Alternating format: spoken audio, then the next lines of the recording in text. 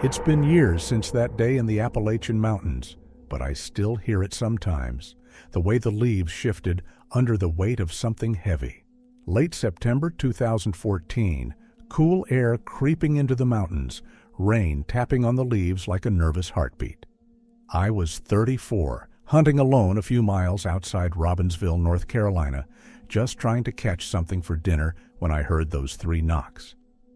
People talked about Bigfoot out here, but you don't go looking for that kind of trouble. I wasn't supposed to find her, the woman living in those woods like she belonged to them. There's a clip of it on my phone, one I still have buried in a drawer, but I won't show it. You wouldn't believe me anyway. I thought the worst part would be pointing my rifle at Bigfoot. It wasn't. It was a crisp afternoon, the kind of early fall day where the wind whispers through the trees, carrying the scent of wet leaves and pine. I'd been hunting these woods for years, more than I could count. The Nantahala forest stretched out in every direction, ridge after ridge of old growth and laurel thickets. Familiar trails, familiar sounds, the creak of old trees in the wind, the rustle of squirrels gathering their winter stores. I was used to quiet, the kind that sinks deep into your bones, like when you're just waiting for something to happen, but you don't know what. I remember thinking that day, as I sat on the ridge overlooking Joyce-Kilmer Creek, it was just another hunt. The sky was that particular shade of gray that meant rain before nightfall. I'd parked my truck on the Forest Service Road around 2 in the afternoon, walked in about 3 miles on the old logging trail. My rifle was a .30-30 Winchester I'd inherited from my father, clean and reliable. I knew these trails better than the roads in town. It wasn't supposed to be anything special. Just another September afternoon in the mountains, the kind I'd lived through 100 times before. But there was something off about that evening, a tension in the air I couldn't name. The birds were too quiet. The wind moved wrong through the canopy. The sun was starting to dip behind the western ridge when I heard the first sound that didn't belong. Not a gunshot, not a tree falling, not an animal call I recognized. Just this feeling that something was watching, waiting in the spaces between the trees. My hands were shaking when I checked my rifle, and I didn't know why. That was mistake number 1. I wasn't too far from a small clearing when I heard it. 3 knocks, clear and distinct, like someone rapping knuckles on a wooden door. Knock, knock, knock. The sound echoed through the trees, bouncing off the ridgeline and coming back distorted. I froze mid-step. The forest does strange things with sound, but this was different. This was deliberate. Not a tree falling, not a branch snapping, 3 distinct knocks with maybe 2 seconds between each one. The kind of rhythm that speaks of intention, of intelligence. My first thought was another hunter signaling. But we were miles from anywhere, and nobody I knew used knock codes. The sound was too low, too resonant. It came from somewhere ahead, deeper into the forest, where the old growth stood thick. My heart skipped. I stayed still, listening. The wind stopped, just for a moment, like everything in the woods held its breath. Then the wind picked up again, and I shook it off. It had to be something natural, right? But I remember that moment when I heard those knocks, the way the hair on my arms stood up, the way my breath came shallow and quick. I told myself it was nothing, that I was being foolish. I moved forward anyway, curiosity overriding caution. The clearing was just ahead, and if someone was out there, I wanted to know who. The light was fading faster now, the forest floor darkening to shadow. I could smell rain coming, that particular scent of wet earth and ozone. When the knocks came, again, knock, knock, knock. Closer this time, I nearly turned back. My gut told me to head for the truck, to leave this alone. But I'd already come this far. I know what people think when they hear the word Bigfoot mentioned. I thought the same thing back then. Campfire stories and blurry photos, hoaxes and costumes. But that afternoon, standing in those darkening woods with the 3 knocks echoing through the trees, I started to wonder if maybe the old-timers had been right all along. I'd been moving slowly for maybe 20 minutes when I reached the edge of the clearing. That's when I saw her, a woman kneeling by a small fire, her back to me. Her hair was long and tangled, hanging past her shoulders in a mass of dark brown that seemed to blend with the forest. I stopped behind a thick oak, my rifle raised instinctively, just watching. She wore what looked like a hand-sewn dress, dark fabric that might have been green once, but had faded to the color of moss. No backpack, no tent, no modern camping gear. Just her and the fire, and a rough shelter made of branches leaned against a rock outcropping. She looked out of place and perfectly at home all at once. This wasn't a spot you stumbled on by accident. This was miles from any trail, in a part of the forest where most people never went. I was about to call out when she did something that made me freeze. She spoke. Not to me. She hadn't seen me yet. She spoke toward the tree line, her voice soft and calm. "I know you're close," she said. "I brought the apples you like, the good ones from the tree by the creek." I felt the hair on the back of my neck stand up. Who was she talking to? I scanned the tree line, looking for another person, another camp. Nothing, just darkness gathering between the hemlocks. Then I heard it, a sound that didn't belong to any animal I knew. Low and resonant, almost like speech, but not quite. A rumbling that seemed to vibrate through the ground. The woman smiled. Actually, smiled. I know, you're being cautious. There's someone new in the woods. But it's just a hunter. He'll pass through." My finger found the trigger guard of my rifle. Someone new in the woods. She knew I was here. But how? Then the smell hit me. Wet fur and earth and something wild and musky that I'd never encountered before. It came from upwind, from the hemlocks where the darkness was thickest.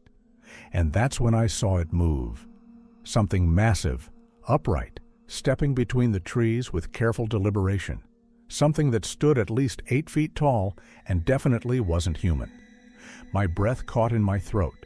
Every instinct screamed at me to run. But I stayed frozen behind that oak, my rifle raised, watching as the impossible emerged from the shadows. The creature stepped into the clearing, and my finger moved to the trigger.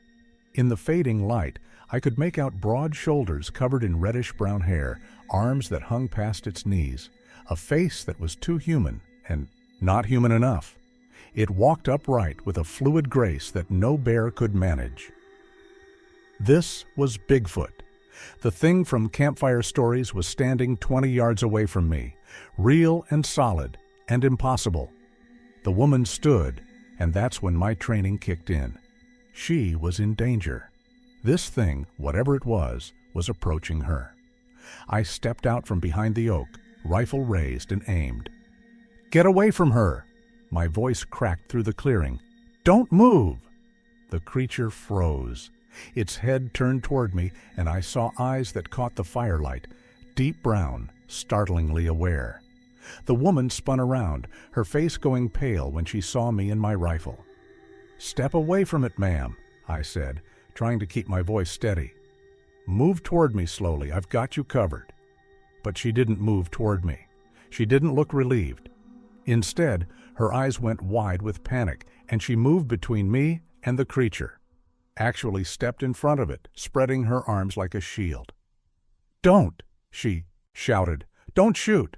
Please, you don't understand." "Ma'am, that thing is dangerous. You need to get out of the way right now." "He's not dangerous. He's not hurting me." My mind couldn't process what I was seeing. The woman was defending it, protecting it. The creature behind her made that low rumbling sound again, and she glanced back, said something in a language of clicks and soft sounds I didn't understand. The creature responded, its massive hands moving in gestures that looked almost like sign language. "Ma'am, I don't know what's happening here, but you need to step aside. Are you being held against your will? Blink twice if you can't speak freely." She actually laughed, sharp and desperate. "Held against my will? You think—" She shook her head. I'm here by choice. I've been here for 4 years by choice, and if you shoot him, you'll have to shoot me first. 4 years. The words didn't make sense. That's impossible. There's a creature standing behind you, a Bigfoot. It should have killed you or... His name is Swiftwater, she interrupted, her voice fierce. He's not an it, he's not a creature, and he's not going to hurt anyone. I'm Sarah Chen. I used to work for the Forest Service, and I'm telling you, if you pull that trigger, you'll be murdering someone who's more human than half the people I used to know. My rifle wavered. The creature, Swiftwater she'd called it, stood completely still behind her, watching me with those impossibly intelligent eyes. Not aggressive, not threatening, just waiting. Like it understood what was happening and was letting the woman handle it. This doesn't make sense, I said. I know, Sarah replied. Lower the gun and I'll explain everything, but please, please don't shoot. He's all I have left. I didn't lower the rifle, not yet. Every part of my training, my experience, told me this was wrong. But the way she stood there, positioned between my rifle and that thing, with such absolute conviction in her eyes, that wasn't the stance of a hostage. Ma'am, Sarah, I need you to think clearly. That thing behind you, it's not what you think it is. Living out here alone, sometimes the mind plays tricks. My mind is fine, she snapped. I have a PhD in wildlife biology. I know the difference between a bear and a hominid. I know the difference between captivity and choice. And I'm telling you, he's intelligent.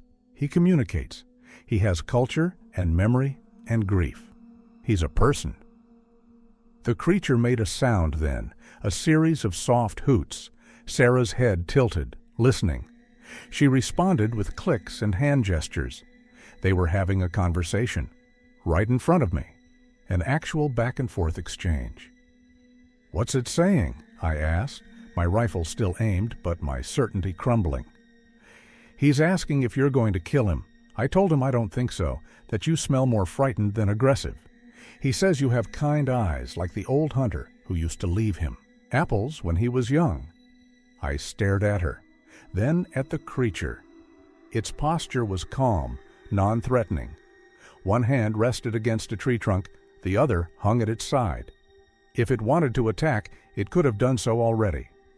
I'm listening, I said finally, lowering the rifle slightly, but not putting it down.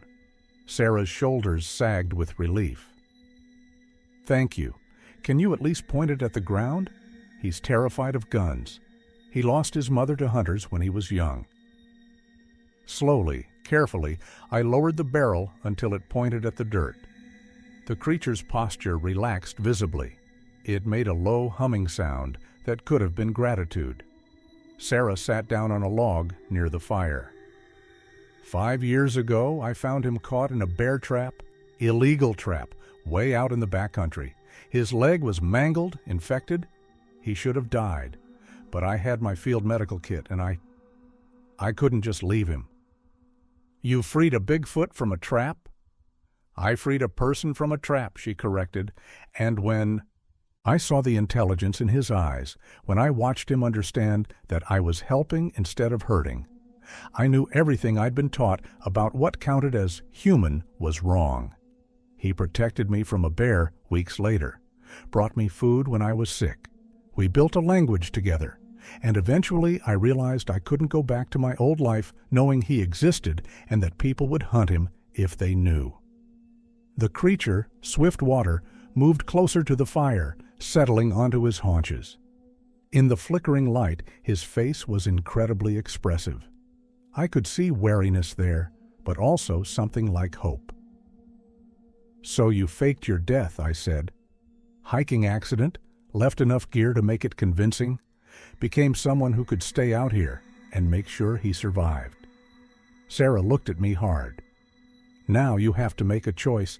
You can go back to town, tell people what you saw, bring hunters and scientists and cameras, turn him into a spectacle, get him killed, or you can keep the secret and help me protect him. I looked at Swiftwater, at Sarah, at the camp they'd built together in this hidden clearing, at the evidence of 4 years of survival, of communication, of something that shouldn't be possible, but clearly was. "I need to understand," I said, "what you're hiding, what the truth really is about Bigfoot." Sarah nodded slowly. "Then sit down and let me tell you. But I'm warning you, once you know the truth, you can't unknow it. Your whole world is about to change." I set my rifle against the oak tree and sat on the log Sarah indicated. Swiftwater watched me carefully, those brown eyes tracking every movement. Up close, the details were extraordinary. Facial features more human than ape. Hands with opposable thumbs, the way he breathed and expressed himself with subtle shifts in posture. Sarah poked at the fire. "Bigfoot isn't an ape. He's a hominid. Probably a remnant population of Gigantopithecus that crossed the land bridge during the Ice Age and adapted to North American forests. They're closer to us genetically than to gorillas. They're people who look different." "How many are there?" Sarah's expression darkened. "Maybe 300 left, maybe less. They used to number in the thousands, spread across the continent. But habitat loss, hunting, disease, they're dying out. Small, isolated populations that can't reach each other, can't maintain genetic diversity. Another generation or two, and they'll be extinct. And nobody knows." "How can anyone know when nobody believes they exist?" She gestured to Swiftwater. "He's one of the last in these mountains. His family group was killed by hunters 15 years ago. He's been alone since then. No mate, no offspring, just surviving in territory that keeps shrinking." I looked at Swiftwater with new eyes. "Jesus," I breathed. Swiftwater made a soft sound. Sarah listened, then translated. "He says you're the second human to know his name. The first was an old hunter who left him. Apples, but that man died 10 years ago. He's asking if you'll keep his secret or if he needs to run again." "I'll keep the secret," I said. "But what's your end game? You can't protect him forever." "There's a network, 20 people across North America who've had contact with Bigfoot, who've chosen to protect rather than expose. We call ourselves the Silent Circle. We share information about threats and safe corridors. It's not much, but it's something." "Why not go public? Get them protected as endangered species?" Sarah laughed bitterly. "You think the government would protect them? They'd be captured for study, treated like animals. The public would demand proof, demand access. Amateur hunters would flood the forests. No, secrecy is their only protection." Swiftwater reached into a woven bag and pulled out something wrapped in leaves. He held it out to Sarah. Mushrooms, morels, perfectly clean. He'd brought dinner. "See," Sarah said softly. "He provides, he protects, he communicates and plans and remembers. How is that different from what we do?" I watched them move around each other with practiced ease. 4 years of building a life together. "What do you need from me?" "Keep people away from this area. It's his core territory. He needs it to survive. If you hear helicopters coming, warn us. If hunters start asking questions, steer them wrong. And don't tell anyone. This secret has to stay buried." Swiftwater looked at me then, and I understood why Sarah had given up everything. Those eyes held intelligence and sorrow and desperate hope that maybe here was one more human who could be trusted. "I won't tell," I said. "You have my word." Swiftwater made a sound of approval. Then he reached out and placed his massive hand on my shoulder. The gesture was unmistakably human. A thank you, a bond. "Welcome to the Silent Circle," Sarah said. "You just became part of the most important secret in North America." Over the next weeks, I learned the patterns of knocks, 3 for safe, 2 for danger, 4 for aircraft. I learned the boundaries of Swiftwater's territory, about 5 square miles of roadless forest. I learned to read signs most people would miss: snapped branches at unusual heights, footprints deliberately obscured, stacked stones marking trail junctions. Sarah had notebooks filled with observations, sketches, translations. They used wood knocks for distant signals, clicks and whistles for close conversation, hand gestures for complex ideas. A full language passed down through generations. They have oral histories, Sarah explained. Swiftwater has told me stories his mother taught him about when their kind could travel coast to coast without leaving the trees, about the time before humans. They remember thousands of years through spoken tradition. How old is he? Late 50s probably. That's old for his kind, especially living alone. In family groups, with others to help, they might live to 70 or 80. But alone. She trailed off. I watched Swiftwater working near the shelter, weaving new panels from thin branches. What happens when he dies? Then there's one less Bigfoot in the world, Sarah said quietly. One less voice in the forest. Swiftwater approached us, carrying something wrapped in leaves. He set it down carefully and unwrapped it, a carved piece of wood shaped like a bird in flight. The craftsmanship was remarkable, delicate feather details etched with sharp stone. He held it out to me. He's been working on that for a week, Sarah said softly. It's a gift. It means he accepts you. I took the carving with shaking hands. Thank you, I said, meeting Swiftwater's eyes. I'll keep it safe. He made a sound that could have been approval, then settled by the fire. Sarah translated as he began to communicate. He says you smell like the mountains, like pine and stone and old wood. His mother would have liked you, taught him to trust humans who carry the forest smell instead of the city smell. We sat by that fire for hours while Sarah facilitated conversations. I learned about his mother's death, shot by hunters who thought they were aiming at a bear, about his years of solitude, about his fear of what would happen when he became too old to forage. There are others, Sarah said, in the Pacific Northwest, maybe 40 or 50 in small groups.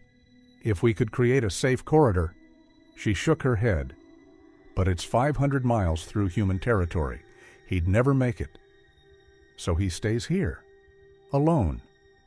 He stays here, and we make sure he can live out his remaining years in peace. Sarah looked at me hard. That's what you're protecting now. A person who deserves to grow old without fear. When I hiked back to my truck that night, the carved bird heavy in my pocket, I understood what Sarah had meant about the world changing. I couldn't look at these mountains the same way anymore. I was part of the secret now, part of the silent circle. And that responsibility weighed heavier than any rifle I'd ever carried. The real test came 6 weeks later. I was checking the southern perimeter when I heard voices. Male voices, loud and excited. I moved quietly until I could see them. 3 men in expensive gear carrying rifles and cameras. They were examining a tree. "Look at this," one said, running his hand over bark stripped at 8 feet high. "No bear does that, and these hairs, just like the research sites said." My blood went cold. Bigfoot hunters in Swiftwater's core territory. I stepped out of the brush. They turned, rifles lowering when they saw I was human.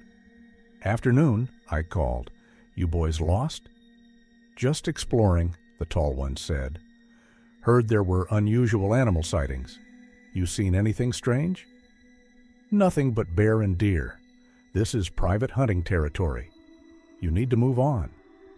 "Forest Service map says public land." "Map's wrong. Either way, you need to leave. Now." The tension ratcheted up. 3 of them, 1 of me, all armed. The tall one stepped forward. "We paid good money for permits. Drove from Tennessee following reports. We're not leaving until we get what we came for." "And what's that?" He grinned. "Big guy, walks on 2 legs, leaves prints the size of dinner plates. We're going to prove Bigfoot exists. Going to be famous." Every protective instinct flared. "There's no such thing. You're wasting your time." "Then you won't mind us looking around." I mind. Leave. Final warning. Before I could respond, a sound echoed through the trees. Knock, knock, knock, knock. 4 knocks. Swiftwater was close. He'd heard the confrontation. The hunter's head snapped toward the sound. "You hear that?" the tall one hissed. "That's him!" They started moving toward the sound, rifles raised. I stepped in front of them. "Stop! That's a woodpecker! Get out of the way!" "No!" The tall one tried to push past. I shoved him back hard. His friend grabbed my arm. Suddenly, we were all yelling, weapons waving, the situation spiraling toward violence. Then Swiftwater stepped out of the trees, all 8 feet of him, massive and undeniable. The hunters froze, faces slack with shock. I saw their rifles starting to raise, phones pointing, mouths opening. Saw Swiftwater's eyes meet mine, saw the trust there, the question. I made a choice. I spun, raised my rifle, and pointed it directly at Swiftwater's chest. "Everyone stay back," I shouted. "I've been tracking this thing for weeks. It's mine." The hunters stared.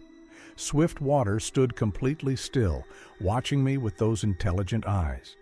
Waiting, trusting me even with a rifle pointed at his heart. "He's dangerous," I yelled. "Attacked 2 hikers last month. I've got a contract with Fish and Wildlife to put him down.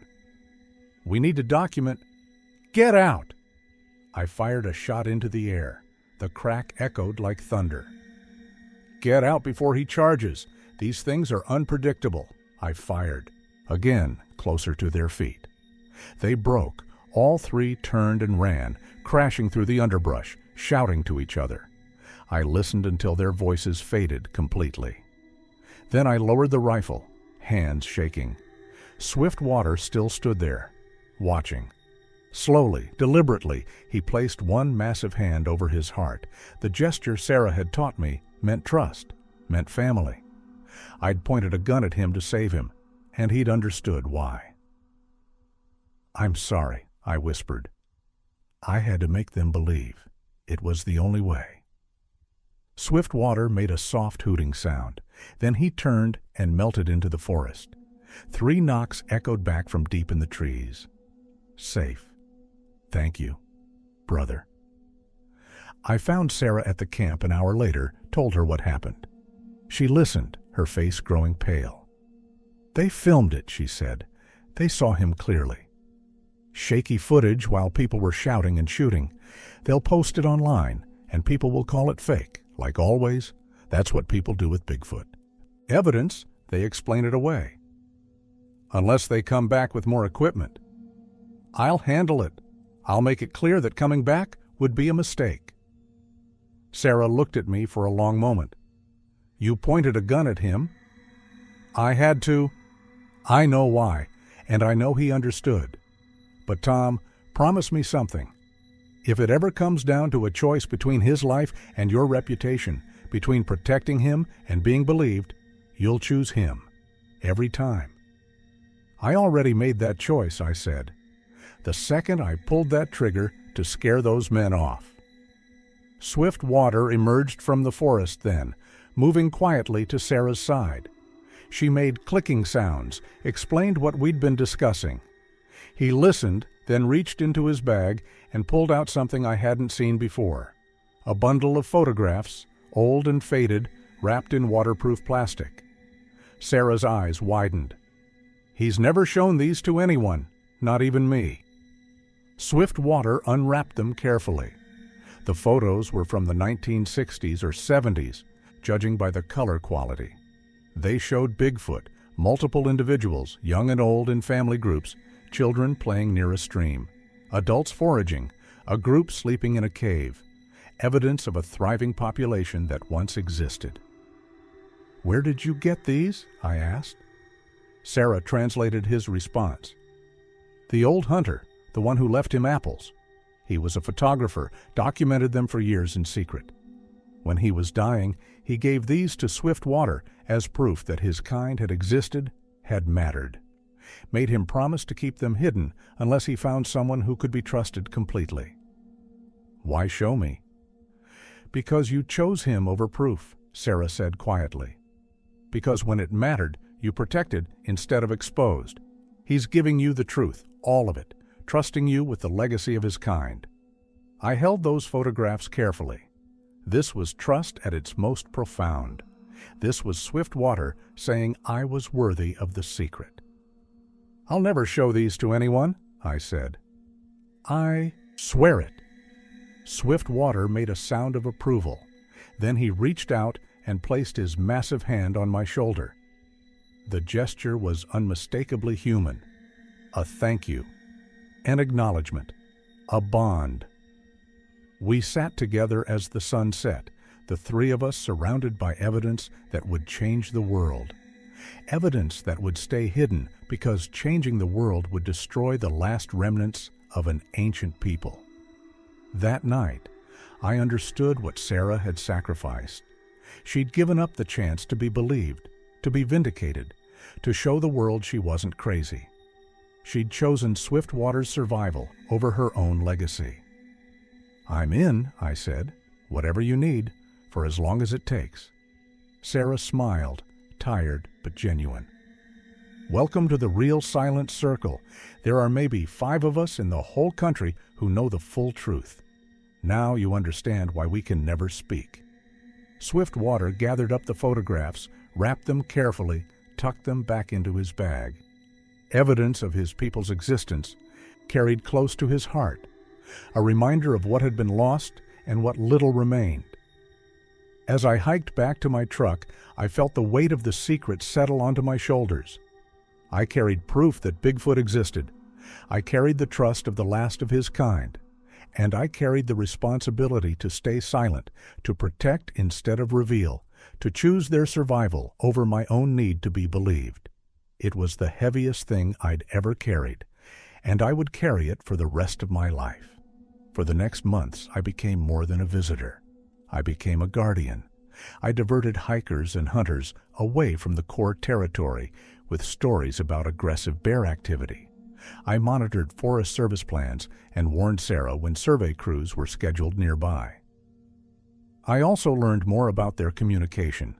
The language was complex. Wood knocks for distance, vocalizations for close conversation, intricate hand gestures for abstract concepts. One evening, Swiftwater told us a story about his mother. Sarah translated as he gestured, his eyes distant with memory. She taught me the old songs, Sarah interpreted. Songs about the time before humans, when our people walked from ocean to ocean. Songs about star patterns that guided migrations, about plants that healed, about sacred caves where elders went to die. She made me memorize them all, said I was the last who would remember. Can you sing one? I asked. What followed was haunting, a low, melodic vocalization that seemed to resonate in my chest. The song went on for maybe 3 minutes, rising and falling in patterns that felt ancient. When he finished, Sarah was crying. That was a mourning song, she said, for species that have gone extinct. The passenger pigeon, the woodland caribou of these mountains, the Carolina parakeet. His people have songs for everything we've destroyed. The weight of that settled over me. They'd been watching as species after species disappeared. Is there a song for Bigfoot? I asked, quietly. Swiftwater's expression was unutterably sad. He made a series of sounds that Sarah didn't translate at first. When she did, her voice was barely a whisper. He says he's already singing it, every night. He's been singing the mourning song for his own kind for 15 years since the last of his family died. He's both the singer and the subject, the last voice singing for the last people. I couldn't speak. Swiftwater reached over and placed his hand on mine. The gesture was comforting. Even in his own grief, he was trying to make me feel better. We have to do something, I said. There has to be a way. There isn't, Sarah said flatly. The Pacific Northwest groups are 500 miles away through human territory. He's too old to make that journey, and even if he could, the genetic bottleneck is too severe. They're functionally extinct. We're just making the ending as gentle as possible." Swiftwater made a soft sound, drawing my attention. He gestured for me to sit, and when I did, he began to communicate something that Sarah translated haltingly. He says he's grateful, that his last years have been good ones, that he got to know two humans who saw him as a person, who cared whether he lived or died. That's more than most of his kind ever had.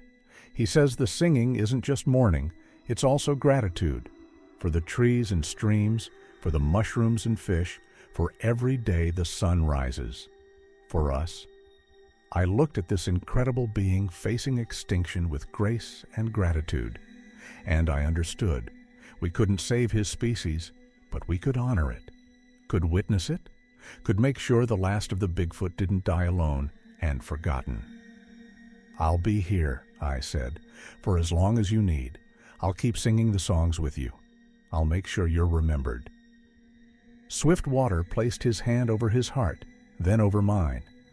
The gesture meant family, meant love. Sarah wiped her eyes. "The shocking truth about Bigfoot," she said, "isn't that they exist. It's that they're dying and they know it, and they're facing it with more dignity than we probably would. That's what I've been hiding, not proof of existence, but proof of ending, and the knowledge that we're the ones responsible." We sat together until late, while Swiftwater taught us songs in a language that would die with him. I recorded them on my phone, knowing I'd never share them, but needing to preserve them somehow. Evidence of a culture, a people, a way of being that was about to vanish forever. I understood why Sarah had stayed, because bearing witness to something beautiful as it dies is sacred work, and someone had to do it. Now there were two of us, and for however long Swiftwater had left, he wouldn't be alone. The end came 3 years after that first confrontation. I got a message from Sarah through our dead drop system, 3 stones stacked in a specific pattern. Emergency. Come immediately. I hiked in at dawn, heart hammering. Found Sarah outside the cave, her face drawn. "He's dying," she said simply. "Started 2 days ago. Won't eat. Can barely move. This is it." Swiftwater was inside the cave, lying on a bed of pine boughs. He'd grown thinner over the past months, his movements slower. Age had been catching up. Now his breathing was shallow, labored. He opened his eyes when I entered, made a soft sound of recognition. I knelt beside him, taking his massive hand in mine. "I'm here," I said. "We're both here." Sarah settled on his other side. For the next 2 days, we maintained vigil. We sang the songs he'd taught us, told him stories, made sure he wasn't alone. He communicated in fragments, gestures that Sarah translated, sounds that meant gratitude and goodbye. On the second night, he became more alert. He gestured for Sarah to bring something, and she retrieved his bag from the corner. From it, he took the bundle of photographs, the evidence of his kind, the proof they'd existed. He pressed them into my hands. Then, Sarah's made a series of gestures. "He wants us to keep them safe," Sarah translated through tears. "To remember, he says when the last song has been sung, someone should know they were here, that they mattered, that they were people." "We'll remember," I promised. "I swear it."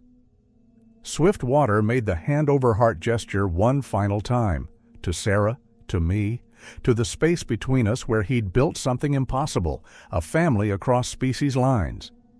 He died just before dawn, with his hands in ours, while Sarah sang the morning song he'd taught us.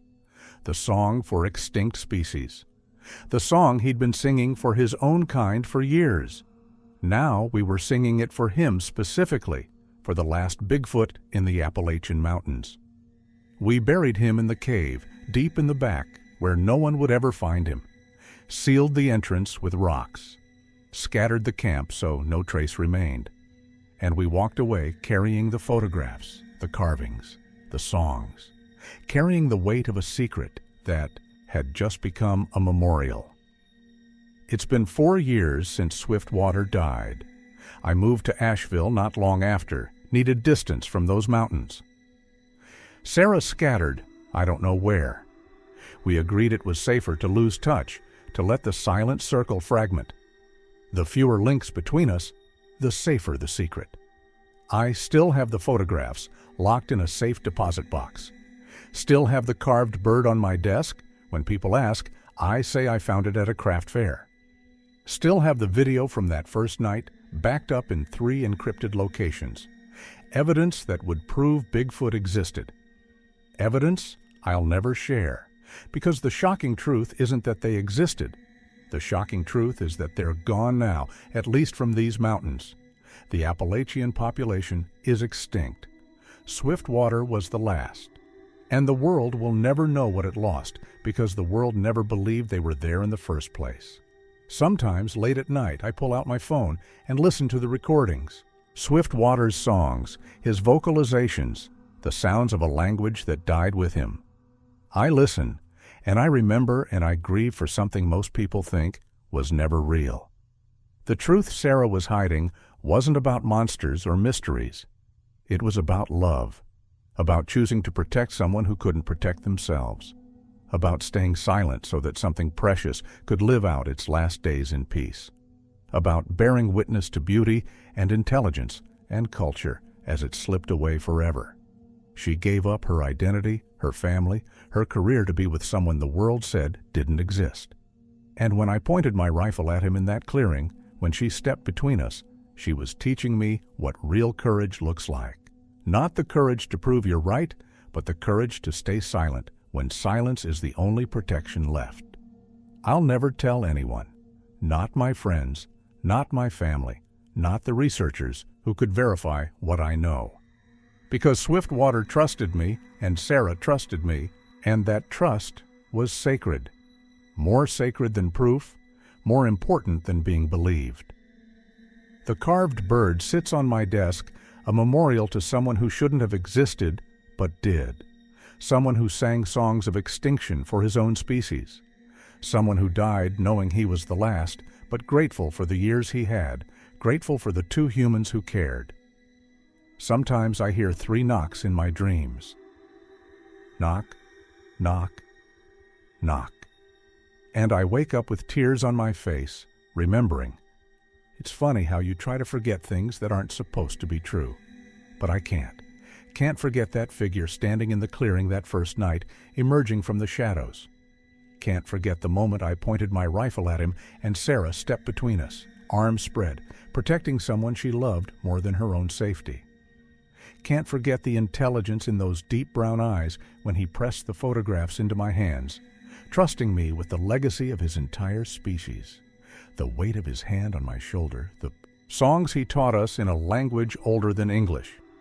Sometimes I wonder if I should have handled it differently, should have documented more, gathered evidence that could survive scrutiny. But then I remember Swiftwater's face when those hunters appeared, the fear and resignation there, the knowledge that one photograph, one moment of proof, would bring an ending faster and more violent than age ever could. I made the right choice. The world didn't need proof of Bigfoot. The world needed to leave him alone, needed to let him live and die with dignity, surrounded by the few people who saw him as a person instead of a mystery to solve. Sarah understood that from the beginning. That's what she was hiding. Not evidence, but love. Not proof, but protection. She'd given up being believed so that Swiftwater could be safe. And she'd taught me to do the same. Sometimes late at night, I'll pull out the carved bird and turn it over in my hands. The wood is smooth, warm, shaped by fingers that don't exist in any textbook, created by someone the world insists was never real. And I'll whisper to the empty room, I remember, you mattered, you were here. That's the truth about Bigfoot. Not that they were monsters or myths, but that they were people. People who lived and loved and created beauty and faced their ending with grace. People who trusted the wrong humans and paid for it with extinction. People who deserved better than secrecy and silence, but for whom secrecy and silence were the only shields we could offer. I keep my promise. I keep the secret. And in keeping it, I honor the last Bigfoot of the Appalachian Mountains. Honor Sarah's sacrifice. Honor the truth that some things are too important to prove. The shocking revelation wasn't that Bigfoot existed. It was that they existed and we destroyed them anyway, mostly without even knowing they were there. And those of us who knew had to stay silent, watching them die, unable to help because helping meant revealing them. That's what Sarah was hiding. That's what I hide now. The grief of watching something beautiful vanish, the guilt of being unable to save it, the knowledge that we could have done things differently, could have shared the world instead of taking it all, but we didn't. I hear 3 knocks sometimes in my dreams. Knock, knock, knock. Safe. Friend. Remember. And I wake up reaching for a phone to respond. Before I remember, there's no one left to answer. The last Bigfoot is dead. The truth dies with him. And I carry both the secret and the sorrow, because someone has to. Someone has to remember that they were here, that they were real, that they were worth protecting, even if that someone can never tell a soul. That's the shocking truth. That love means silence, that protection means grief, that the only way to honor them is to let the world think they never existed at all. But I know, and I remember, and every night, in a voice too quiet for anyone else to hear, I sing the morning song for Bigfoot.